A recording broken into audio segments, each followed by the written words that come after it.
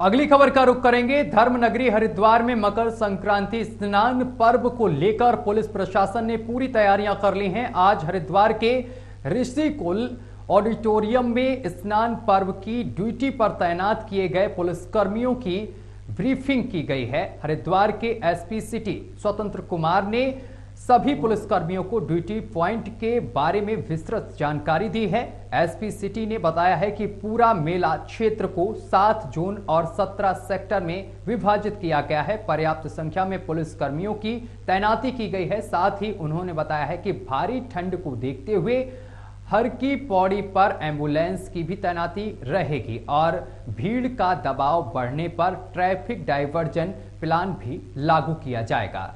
तो हर की पौड़ी में ये तमाम व्यवस्था की गई है। सुरक्षा के कड़े इंतजाम किए गए हैं। मकर संक्रांति को देखते हुए पुलिस पूरी तरीके से अलर्ट नजर आ रही है, क्योंकि इस दौरान सर्दी भी है, लेकिन श्रद्धालुओं की जो संख्या है वो हरिद्वार में बढ़ेगी। ऐसे में व्यवस्था ना बिगड़े, इसको लेकर आज पुलिस कर्मियों को उचित दिशा निर्देश दिए गए हैं। इसके साथ ही कई पॉइंट्स पर एम्बुलेंस की सुविधा भी रहेगी। अगर किसी श्रद्धालु की तबीयत बिगड़ती है तो उसको अस्पताल में भर्ती भी किया जाएगा और सुरक्षा के कड़े इंतजाम रहेंगे।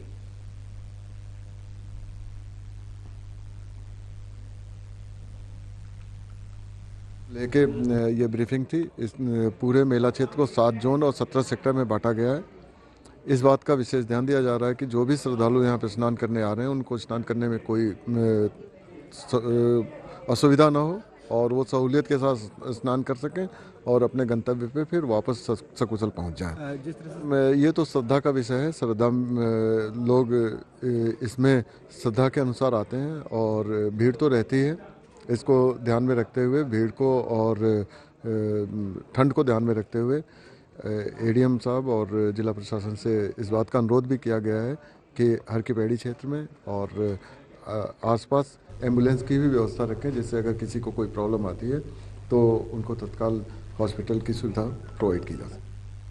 और इस खबर पर अधिक जानकारी के साथ हमारे संवाददाता राजकुमार पाल हमारे साथ जुड़ गए हैं। राजकुमार पाल, मकर संक्रांति को देखते हुए हरिद्वार में सुरक्षा व्यवस्था के क्या कुछ इंतजाम किए गए हैं? जी बिल्कुल, आपको बताना चाहेंगे कि पूरे मेला क्षेत्र को जो है 7 जोन 17 सेक्टरों में बांटा गया है। हरिद्वार में मकर संक्रांति का स्नान जो है बहुत महत्वपूर्ण होता है, जिसको लेकर अब पुलिस फोर्स में ऋषिकुल ऑडिटोरियम में ब्रीफिंग की गई है। सभी पुलिस अधिकारियों को जो है उनकी ड्यूटी समझाई गई है, किस तरीके से जो है श्रद्धालुओं की भीड़ बढ़ती है तो कैसे कैसे आगे कार्य करना है। उसको लेकर जो है श्रद्धालु जो हरिद्वार हर की पौड़ी घाट पर स्नान करने के लिए पहुंचेंगे, उसके लिए अगर असुविधा के लिए कोई भी अगर परेशानी होती है तो उनके लिए मेडिकल व्यवस्था भी यहाँ पर सुचारू रूप से लगाई गई है। वही जिला प्रशासन और पुलिस प्रशासन के द्वारा लगातार यहाँ पर मॉनिटरिंग की जाएगी। पूरे मेला क्षेत्र में सीसीटीवी कैमरे और ड्रोन के माध्यम से नजर रखी जाएगी और जोन प्रभारी और सेक्टर मजिस्ट्रेटों की यहाँ पर तैनाती की गई है, जिससे कि मकर संक्रांति का स्नान जो है सकुशल संपन्न हो सके। जी सत्य। इसके साथ अगर किसी श्रद्धालु की तबीयत खराब होती है तो उसको अस्पताल पहुंचाने के लिए कोई व्यवस्था की गई है प्रशासन की तरफ से? जी बिल्कुल, आपको बताना चाहेंगे कि अधिक ठंड होने के कारण जो है प्रशासन ने इस बार व्यवस्था की गई है, क्योंकि ठंड के कारण जो श्रद्धालु आते हैं उनको किसी तरीके की कोई अगर बीमार होता है तो उसके लिए एम्बुलेंस की व्यवस्था भी की गई है और हर पौड़ी के आसपास के क्षेत्र में और डॉक्टरों की तैनाती भी यहाँ पर की जाएगी। प्रशासन के द्वारा, जिला प्रशासन और पुलिस प्रशासन के द्वारा लगातार यहाँ पर मॉनिटरिंग की जाएगी। लगातार जो है 7 जोन और 17 सेक्टर में पूरे मेला क्षेत्र को बांटा गया है।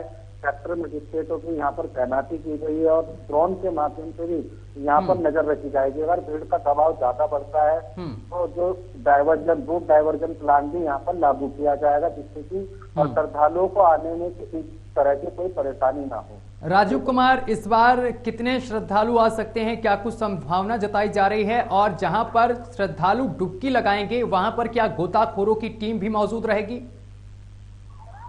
देखिए सत्यम, बिल्कुल आपको बताना चाहेंगे कि साल का पहला स्नान है मकर संक्रांति स्नान। इसमें लाखों की संख्या में श्रद्धालु जो है हरिद्वार पहुंचने की संभावना जताई जा रही है, जिसको लेकर जो है जन पुलिस और जो एनडीआरएफ की टीमें यहाँ पर तैनात की रही है। लगातार जो है और अगर बात करें चिकित्सा सुविधा की तो डॉक्टरों की तैनाती भी यहाँ पर की गई है।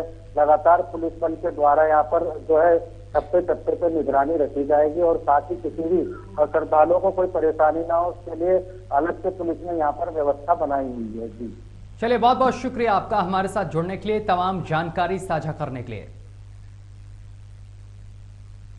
खबरों में आगे बढ़ेंगे। उत्तराखंड में कोरोना के नए वेरिएंट JN.1 का पहला मामला सामने आया है। 72 वर्षीय एक महिला में कोरोना के नए वेरिएंट JN.1 की पुष्टि हुई है। इसके बाद स्वास्थ्य विभाग सतर्क हो गया है।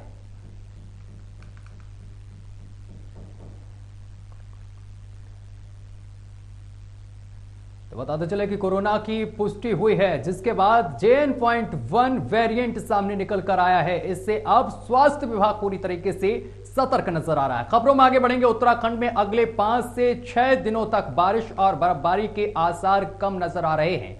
मौसम विभाग का अनुमान है कि अगले 5 से 6 दिनों तक प्रदेश में बारिश हो नहीं सकती है और हालांकि उसके बाद इस तरह की संभावनाएं बन सकती हैं कि बारिश हो। बीच के 2-1 दिन छोड़ दें तो बाकी पूरी सर्दी बिना बारिश और बर्फबारी के गुजर गई है और इसका असर पहाड़ में शीतकालीन पर्यटन पर भी पड़ा है और प्रदेश के प्रमुख पर्यटन स्थल लगभग वीरान नजर आ रहे हैं।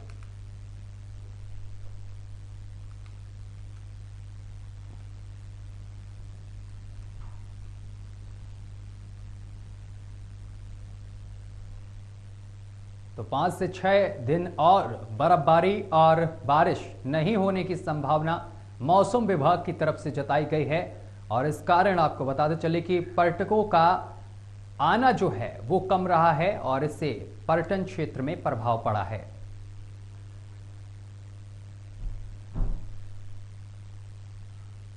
और इसी के साथ न्यूज वॉच उत्तराखंड में अभी के लिए बस इतना ही। देश दुनिया की तमाम खबरें देखने के लिए देखते रहिए AMV नेटवर्क।